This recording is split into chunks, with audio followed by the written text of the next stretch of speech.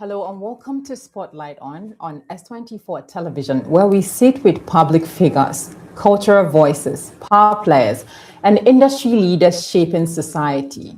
Today, our spotlight turns to politics, not the rally stage, nor the campaign poster, but the voice behind the message.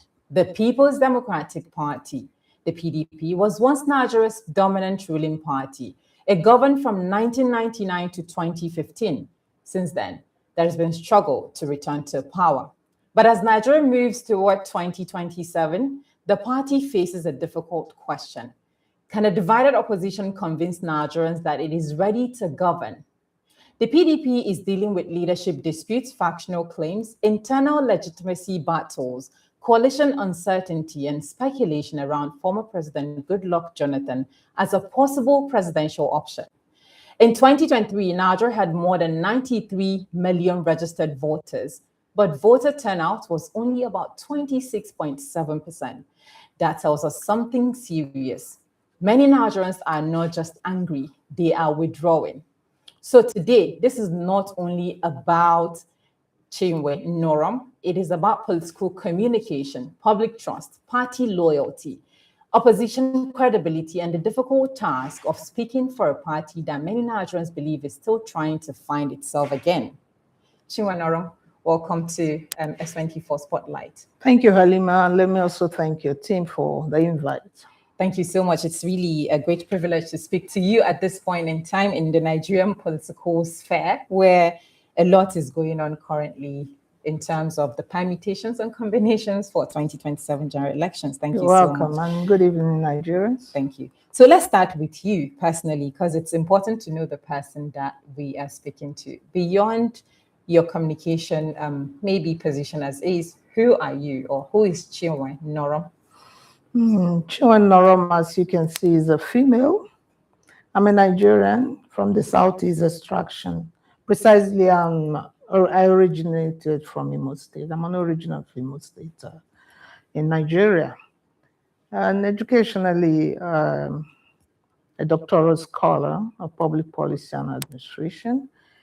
I would like just come up from there, so that for want of time. And then I'm also a certified administrator, what you can call consultant administrator in public practice. That means I hold Federal Republic of Nigeria certificate in consulting and corporate governance. I joined the People's Democratic Party from its inception. From its inception? From its inception in 1998. Oh. I was part of the foundation official of that party. At that time, I was Assistant Director Intelligence. And from there moving forward, I've had several positions in the party, and that includes former National Director of Research, Planning and Programs, as well as Director General and Chief Executive Officer of the People's Democratic Institute, which is an institute that is created by the party. So I think that's a lot, because I'm trying to digest, because mostly when you find people in politics, especially these days, they're just newcomers mostly. And from 1998, I'm just an old comer. Even before the 1998, I've had some dainty political parties like Social Democratic Party in those days, 1992. I was part of the youth wing of that party. But my political prominence came out with the PDP, where I have to reach up and take over responsibility. Political communication has is not far from corporate communication, because for me to be a chartered administrator, it means that corporate communication is one of my core areas.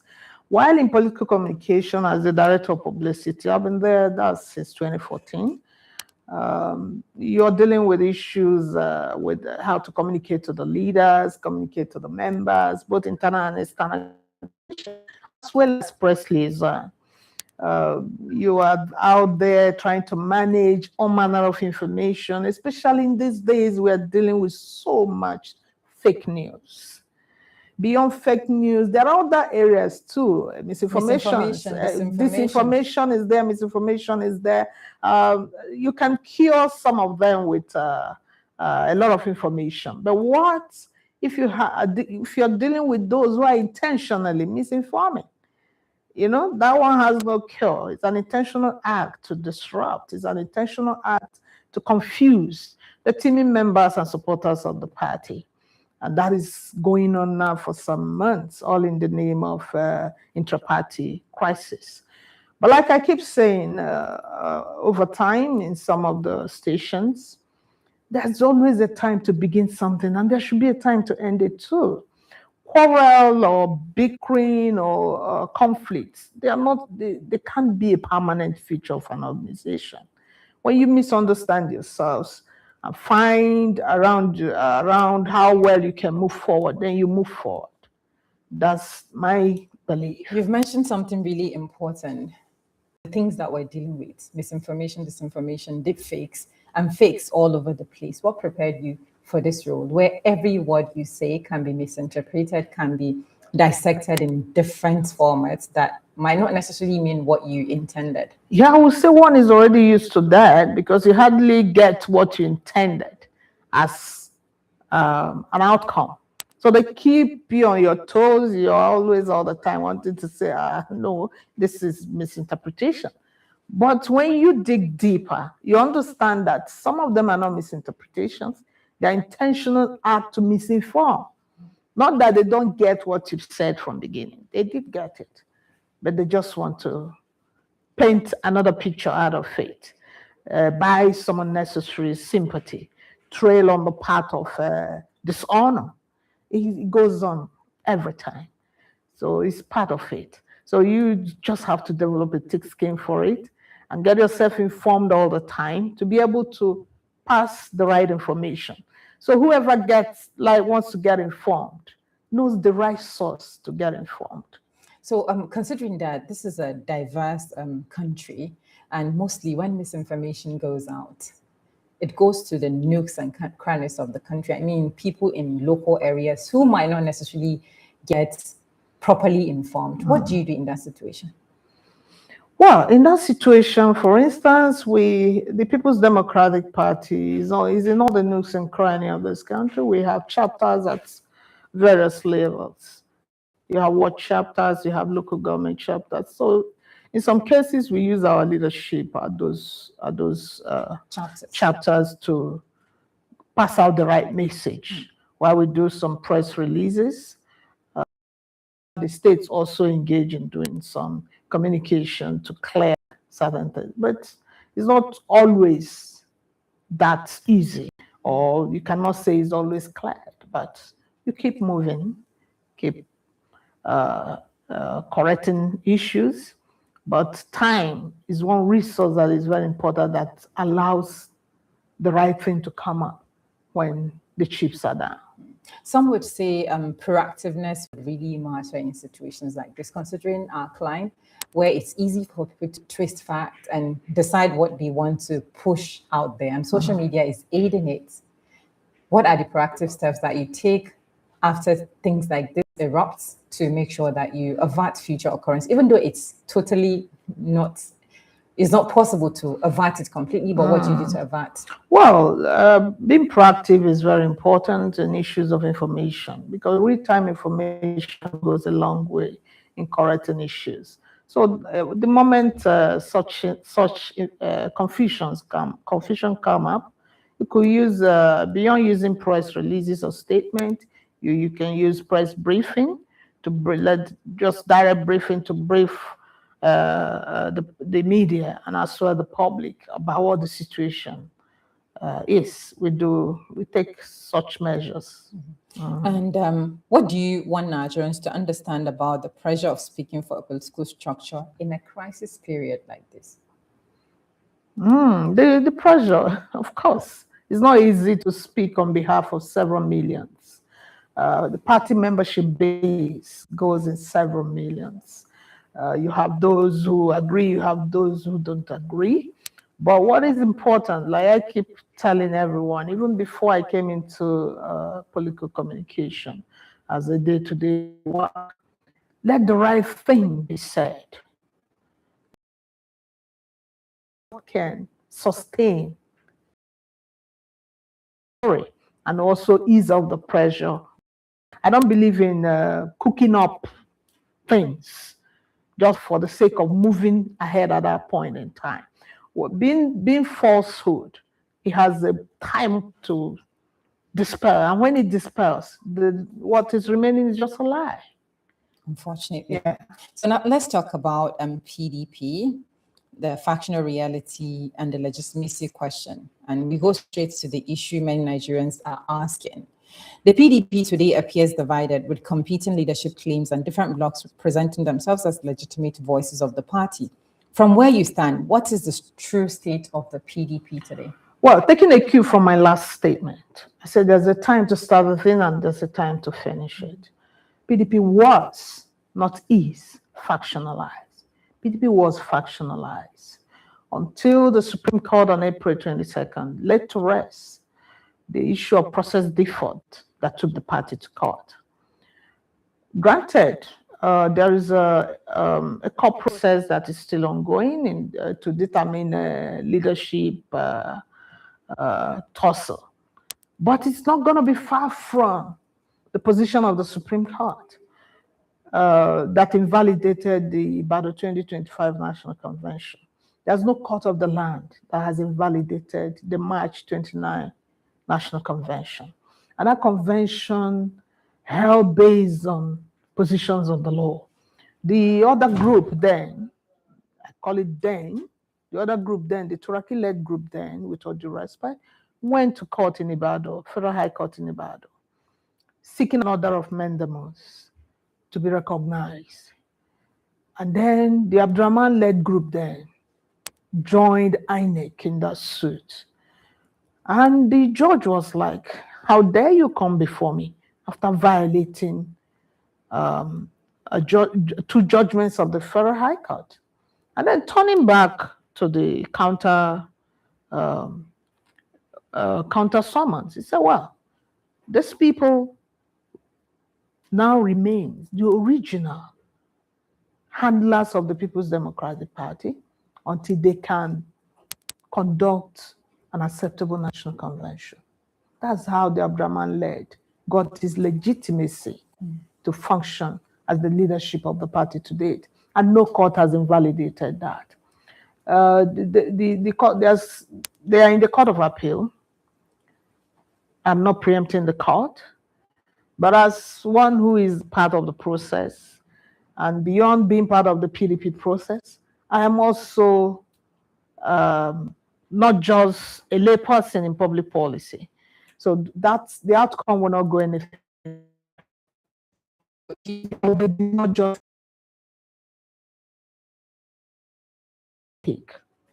thinking that there are two PDPs. There cannot be two PDPs. PDP is an organization. Every other political party is also an organization recognized by law. The umpire INEC registers political parties, and that is in compliance with the Constitution of the Federal Republic of Nigeria and the Electoral Act. So if you are a registered political party, it means you're a political group recognized by law to operate. So it's an entity, not entities. So there cannot be factions, even though in the public... No, when you factionalize and get going, you are already going. When it was factionalized, we knew, right? The INEC equally acknowledged that factionalization. I think on 18th of December, 2025, he did acknowledge that factionalization when he says we're getting multiple correspondences from these various groups. We're not going to deal with anyone. That means there was a process default. Already there was that recognition that the party was factionalized. Until that judgment I've just spoken about came up by the end of January, that now handed over the leadership of the PDP to the Abdurrahman-led group. And that informed why they went ahead, because according to that judgment, they were ordered to go and conclude with the 14th outstanding states congresses, which was the bone of contention in the first place. The reason Motor Court was because they had outstanding 14 states. And those litigants went and said, is it possible? Is it possible to go to convention when there are outstanding congresses? Mm-hmm. The court said, no, you go conclude with the congresses before you proceed to convention. But they did not adhere to that judgment. They went ahead and made that judgment. It is the judgment that was invalidated at the Court of Appeal. I mean, the convention that was invalidated at the Court of Appeal and invalidated at the Supreme Court. Now the leadership in the hands of Abdurrahman has not, no court has touched it. Okay. So it is the authentic leadership of the party. And the party cannot run in plural. It cannot run in one and a half. It is one. It's single. It's a single entity that can sue and be sued. Okay? So that's what it is. But the sad thing is that, yes, we are all party members. It's an inter-party issue. We hope that everyone will understand and come on board and move together. But if it's about which one is authentic and which one is not in doubt, which one is authentic, because the court, the judgment of the court is very, very clear. So the convention of March 29, 2026 is not invalidated like that of 2025.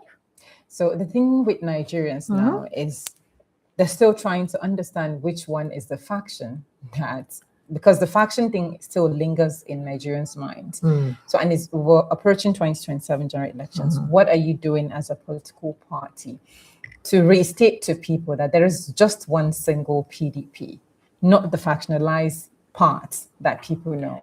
We are working on that on a daily basis. For instance, about 2 days back, or rather immediate past weekend, we got information that the other group wants to hold a gathering and nominate former President Goodluck Jonathan.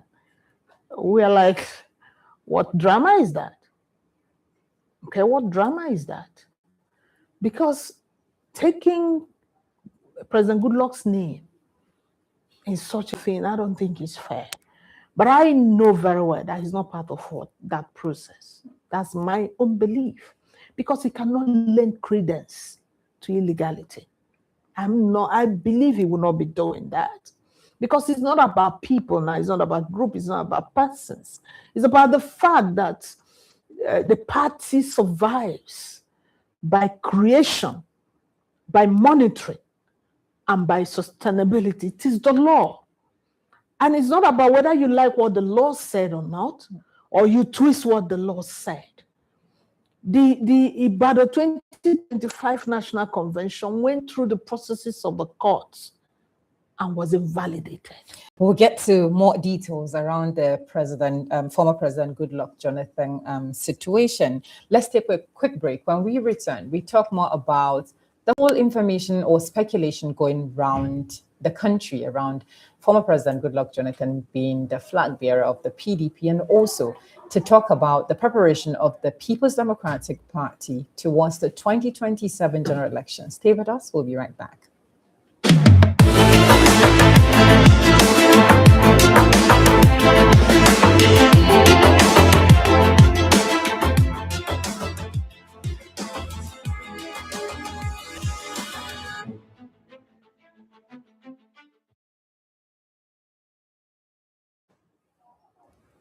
Welcome back. If you're just joining us, it's still S24 Spotlight On, where we've been talking to Chinwe Norom on the state of political parties in Nigeria, especially the PDP, where she is currently a spokesperson or the spokesperson.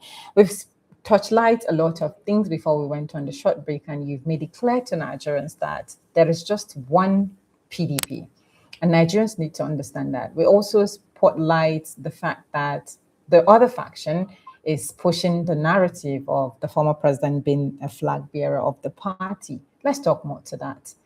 Okay. Seriously, Nigerians are confused, really, from the streets, from what the kind of voices that we've heard on the streets, vox pops. If you would clearly state to Nigerians now about that speculation on the former President Goodluck Jonathan, which you've spoke to before we went on the break, that you don't think the former president would give credence to illegality. What would you be saying to Nigerians to understand that is not true? What I'll be saying to Nigerians is to emphasize the fact that political parties and democracy are sine qua non to every democratic society. And Nigeria, as we all know, we don't float any independent candidate. If we had that as a policy, then I could say maybe they want President Goodluck to stand as independent candidate. It means for you to be a candidate of a political party, you must go through the process of obtaining form. You know, you obtain form, you go through all the processes, as without conceding that yes, maybe we would say, okay, the former president, someone can come and purchase the farm and we get him to sell through. But at least the process had to take effect, okay? And it cannot take effect in a party, in a group that INEC is not dealing with. INEC is the electoral management body, the election management body of this country, the EMB of this country. If you have any genuine gathering in terms of political parties and its activities, INEC must be involved. INEC must be involved, both in terms of submission and monitoring. Even though many people argue, you can submit, they must not monitor. When I look at such things, I laugh, because they're not reading deep into what the functions of INEC is. I'm not actually holding brief for them, but the point I'm trying to make is that the judgment I'm referring to ordered INEC there to deal with Abdurrahman-led group, ordered the police and all relevant agencies that this is the authentic, the legally recognized leadership of the PDP. Okay? So that's where we are. And we have gone through the processes of primaries at all levels. House of Assemblies, the state assemblies, House of Representatives position, senatorial district positions, and presidential. We have a presidential candidate already. Okay. We did the final primary collation on the 26th of May at the Wadata Plaza, which is the recognized and registered secretariat of the PDP. That's where we did that activity. His name is Professor Sandy Ono, senator. He was a senator in the Ninth Assembly, and not just a passerby senator. Now, that assembly reputed him, and he was acknowledged in that assembly as an orator of the Senate. Thank you. So let's quickly look at these few questions before we call it a wrap on this edition. What is being done to ensure that PDP does not enter 2027 looking divided, distracted, and internally exhausted? I think by faith, I'm not believing that we will enter 2027 still confused, for other people still confused. I believe as the process closes up, those who said they love the party, and if they genuinely love the party, would like the party to fly and thrive higher. This is my belief. But if those of them that say they love the party are paying lip service to the party, then definitely they are doing something else. Because the major supporters of that group are no longer in the party. In other words, they know the truth. Some of them have picked presidential tickets. Some of them have picked senatorial tickets in other parties. If that group has a semblance of legitimacy, why didn't they pick the tickets there? Instead of handing over the ticket as if they are handing over, I don't know what to call it. There's buying and selling. To some people and tell them that they are candidates.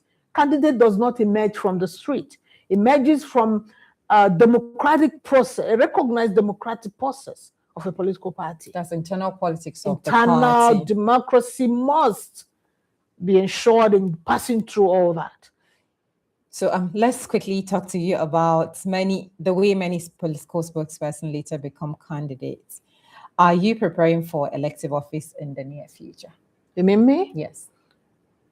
Well, I've been in the field. I've contested for House of Representatives twice, 2007 and 2011, and a few other public office. So it won't be new to you. thing. But at the moment, let's just be doing what we're doing.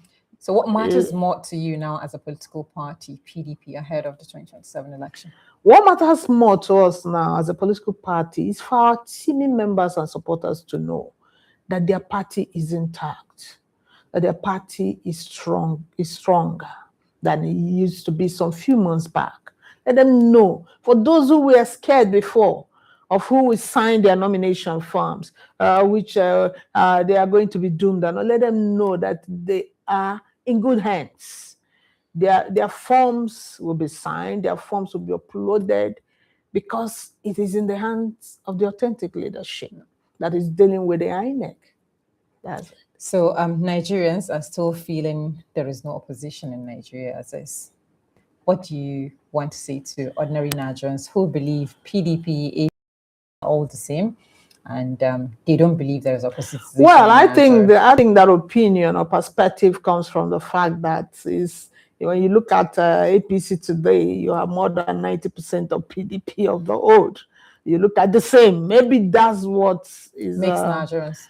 Yes, they're feeling they're all the same kind of. But whether we feel like that or not, we must understand that the political parties are running as individual entities. And we have not less than, I think, about 20 of them registered. I don't know if all the 20 will be on the ballot. I don't know for now. I don't know for now, but we are practicing a multi-party democracy.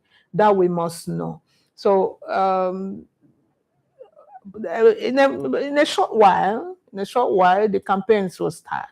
They will start hearing from the candidates what they intend to do for Nigerians. So what would PDP do differently? PDP has been tested as a political party. I don't think we need to tell Nigerians again how PDP will govern. Yeah, so but what would you do differently? Because even during the PDP administration, there were allegations of corruption, embezzlement, etc. What would you be doing differently? Because Nigerians want PDP to convince them, because from the streets, the data shows that many Nigerians are frustrated. So they want to listen to you. What would you do differently come 2027 if you grab the power again? Now, Halima, as a matter of fact, we're Nigerian. During the days of PDP, they were accused of corruption.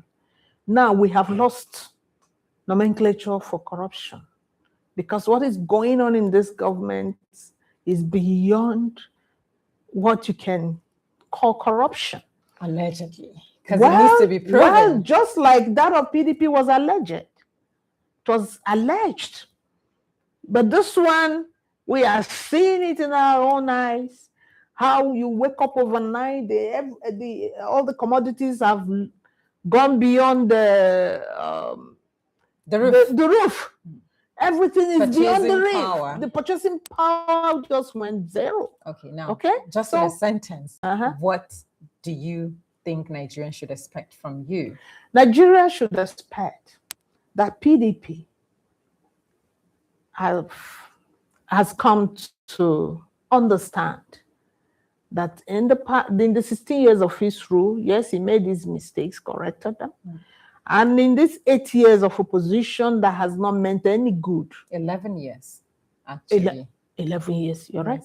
11 years, 8 years and 3 years of this one. 11 years of no good sign of people-oriented governance.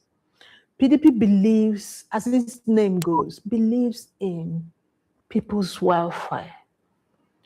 Handling issues the way that it will carry human face. Deal with issues for the benefit of the citizens. All it will do when he gets back to the center is to rearrange things, because he already knows how to handle statecraft. In a nutshell, PDP would rearrange things if given another opportunity. Let's quickly close with a rapid fire segment. Just brief, short, sharp answers from you. PDP today, crisis or rebuilding? Rebuilding. Legitimacy or popularity? Legitimacy. Unity or confusion? Unity. Truth or party interest? On truth, anyway. You need to choose one. Truth or party interest? Truth. Okay, and the messaging or manipulation, because that's what they feel political parties. Big messaging from the PDP. Now, Jonathan 2027, serious or speculative again? Very speculative. Coalition or solo contest for PDP? In the meantime, solo contest. Zoning or competence? But choose one. Competence. Debate or rally? Debate.